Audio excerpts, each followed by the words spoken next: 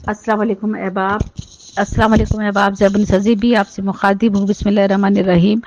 اور آج کا جو میرا موضوع ہے کردار ساز، حدیث نبوی اور کردار سازی، اس میں قرآن شریف میں آیا ہے کہ جو شخص اپنے پروردگار کے سامنے کھڑا ہونے کے دن سے ڈرتا رہا اور اس کے لیے دو باغ ہے۔ تو یہ تو قرآن شریف میں فرمایا گیا، اور اس کے بعد حضور صلی اللہ علیہ وآلہ وسلم نے بارہا مختلف مواقع پر مختلف حدیث فرمائی ہیں، اور ان میں بتایا ہے کہ کس طرح سے جو ہے خدا سے خوف رکھنا جو ہے وہ ایک انسان کے لیے کتنی اہمیت رکھتا ہے، اور اس کے گناہوں کو بخشوانے میں کتنا اہم کردار ادا کرتا ہے۔ آپ کہتے ہیں کہ جو شخص خوف خدا کی بنا پر گناہ ترک کرے گا، خداوند عالم قیامت کے دن اس سے راضی کرے گا۔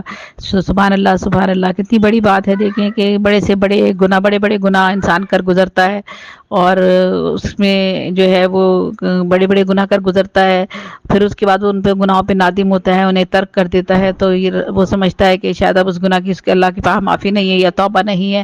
تو لیکن اللہ تعالیٰ نے کتنا بڑا کتنا وہ غفار الرحیم ہے کہ وہ کہتا ہے کہ میں اس سے راضی ہو جاؤں گا اگر وہ گناہ کو ترک کر دے گا وہ شخص۔ تو یہ بہت بڑی بات ہے۔ اللہ تعالیٰ ہم سب کے گناہوں کو معاف کر دے، توبہ ہماری قبول کرے ہمارا مالک، اور ہمیں دوبارہ وہ گناہ کرنے کی جو ہے اس سے ہمیں دور رکھے، بچا کے رکھے، ہمارے نفس پہ قابو کرنا ہمیں سکھائے۔ پھر کہا گیا جس کسی کو کسی حرام کام یا کیا کہنا چاہیے شہوت دانی کا موقع ملے تو وہ شخص خوف خدا رکھتے ہوئے اسے پریز کرے تو خداوند عالم اس پر جہنم کی آگ حرام کرے گا، اور قیامت کے دن عظیم خوف و ہراس سے اسے نجات دے گا، اور اس سے اجر سے نوازے گا جس کا وعدہ قرآن میں کیا گیا ہے، اور قرآن سورہ رحمان میں اس وعدے کو پورا کرے گا۔ جو اپنے پروردگار کی منزلت سے ڈرے گا اس کے لیے 2 جنتیں ہیں۔ تو یہ دیکھیں یہ بھی کتنی بڑی بات ہے کہ جو شخص جو ہے ایک موقع اسے مل رہا ہو برا کام کرنے کا، خراب کام کرنے کا، حرام کام کرنے کا، اور نفس پہ جو ہے وہ کے حوالے سے جو ہے وہ نفس پرستی کی طرف جانے کا اس کے پاس پورے مواقع ہو، لیکن اس کے باوجود وہ اس سے پریز کر لے تو اللہ تعالیٰ اس پر جہنم کی آگ جو ہے وہ حرام کر دے گا، اور قیامت کے دن وہ عظیم خوف و ہراس سے بھی اس کو نجات دے گا اور اسے اجر سے نوازے گا۔ پھر کہا گیا جو شخص خداوند عالم سے ڈرتا ہے تمام چیزیں اس سے ڈرتی ہیں، اور جو شخص خدا کا خوف نہیں رکھتا وہ ہر چیز سے ڈرتا ہے۔ یعنی کہا گیا کہ جو شخص خدا عالم سے ڈر گیا تمام چیزیں اس سے ڈر جاتی ہیں۔ دنیا میں میرا ایک شعر بھی اس طرح کا ہے کہ مجھے پوری دنیا سے نڈر ہونے دے، تو یعنی اللہ کا خوف آ گیا تو پوری دنیا سے آپ جو ہے نڈر بے خوف ہو جاتے ہیں۔ تو بے شک یہ اس حدیث میں یہی فرمایا گیا ہے کہ جو شخص خداوند عالم سے ڈرتا ہے تمام چیزیں اس سے ڈرتی ہیں، اور جو شخص خدا کا خوف نہیں رکھتا ہر چیز سے وہ ڈرتا رہتا ہے۔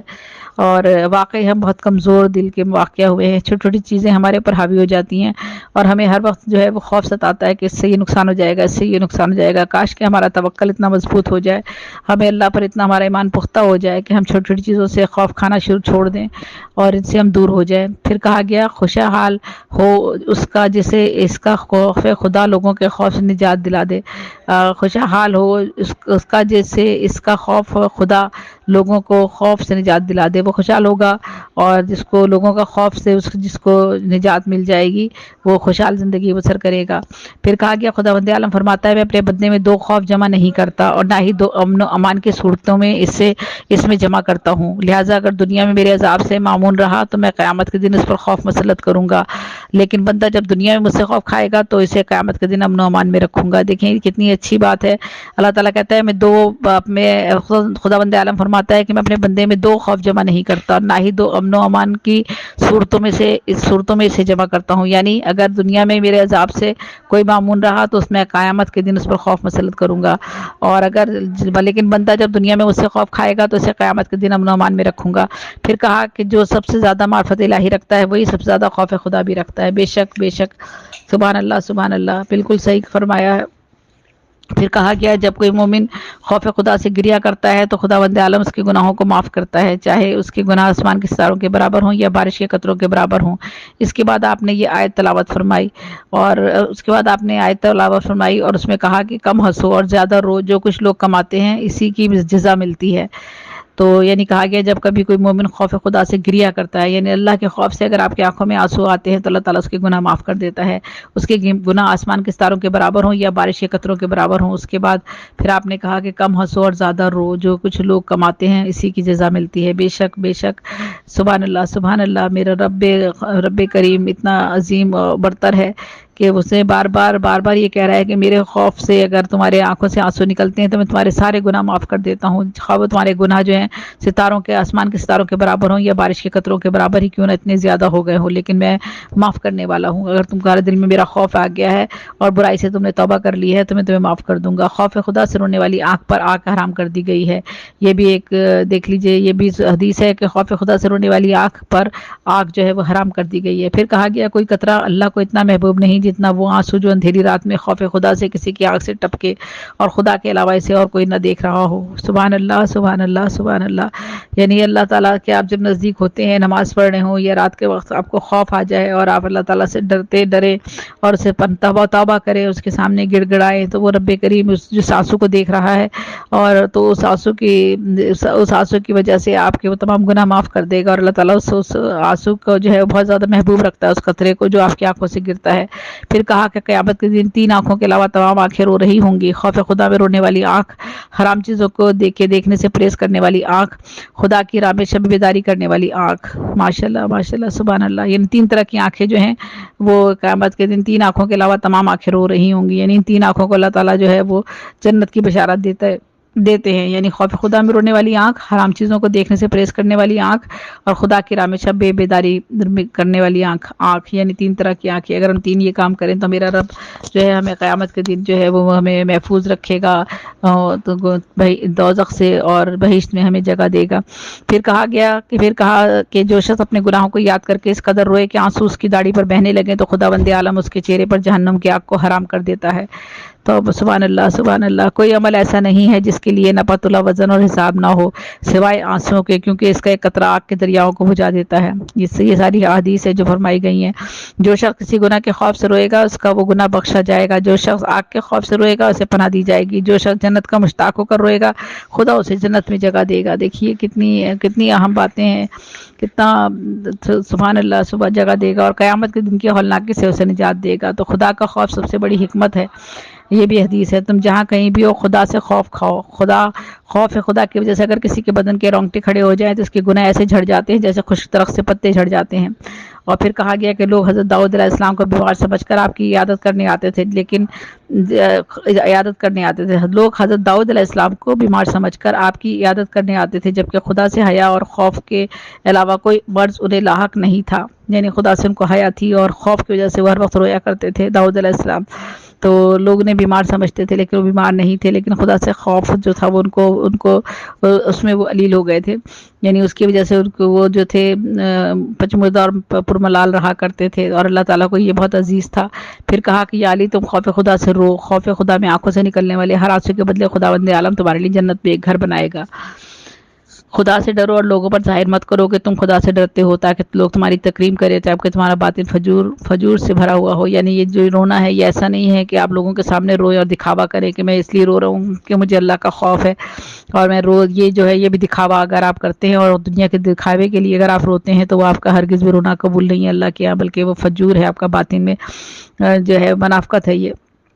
تو اس کی آنکھیں خوف خدا سے نامولود ہو جائے، اس کی آنکھ سے گرنے والے ہر قطرے کے بدلے اس کے لیے جنت میں لال و گوہر کا ایک محل ہوگا جس میں ایسی چیزیں ہوں گی جو اسے نہ آنکھ نے دیکھا ہو، نہ کان نے سنا ہو، نہ دل میں وہم و گمان آیا ہو۔ دیکھیں خوف خدا سے نامولود آنکھ جو ہے اس کے لیے جنت میں کیسے لال و گوہر اور کیسے محل جو ہے وہ تعمیر کیے جائیں گے۔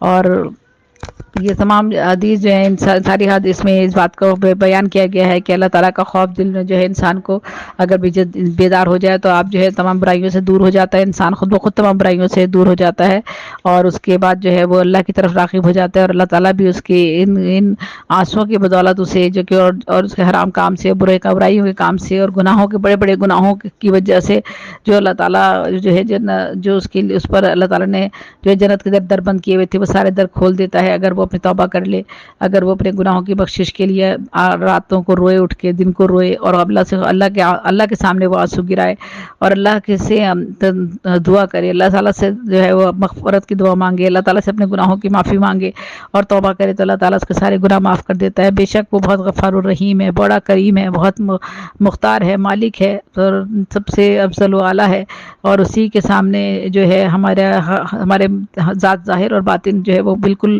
ओपन है, सब कुछ वो देख रहा है, उसकी आंख से कुछ भी छुपा हुआ नहीं है। और हमें खौफ भी इस बात का है कि अल्लाह के सामने किस तरह से जाएंगे, उसे क्या मुंह दिखाएंगे। मौत तो सबको आनी है, हर बशर को मौत आनी है, हमें भी मौत आनी है।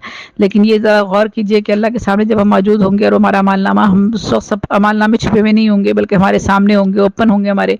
हर दिन, हर लम्हा, हर बुराई, हर गुनाह, हर छोटी सी खता सब हमें बताई जाएगी कि ये दे आपने फला मौके पे ये खता की थी, फला मौके पे ये गुनाह किया था। तो वो रब्बे करीम काश कि हमारा महशर में भी पर्दा रखे और हमारे गुनाहों को दुनिया में ही बख्श के हमें अपने पास बुला ले और हमें जो है वो सुरखरू करे अपने सामने। यही हमारी दुआ है। और बाकी आप सब लोगों से भी मेरी यही इल्तिजा है कि अपने गुनाहों और तौबा गुनाहों से, ख़ताओं से माफ़ी मांगते रहें। और अल्लाह ताला बख्शने वाला है, माफ़ करने वाला है। इंसान हैं हम, हमसे ख़ताएँ हो जाती हैं, और लेकिन ज़रूरी ये है कि हम उन ख़ताओं को करने के बाद शर्मिंदा हों, पछतावा। अगर ख़ताएँ हमसे भी दानिस्तगी में हो जाती हैं तो हम उस पर हम शर्मिंदगी अख्तियार करें। हर शख्स जो है वो इस दौर से गुजरता है, एक लंबी उम्र है इंसान के पास, बचपन आता है, जवानी आती है, बुढ़ापा आता है, और फिर जो है फिर बहुत से बहकने वाले लम्हात इंसान की ज़िंदगी में आ जाते हैं। वो बहक जाता है, बुरे कामों की तरफ चला जाता है, फिर वहाँ से पलटता है, फिर अपने रब से की तरफ रुजू करता है।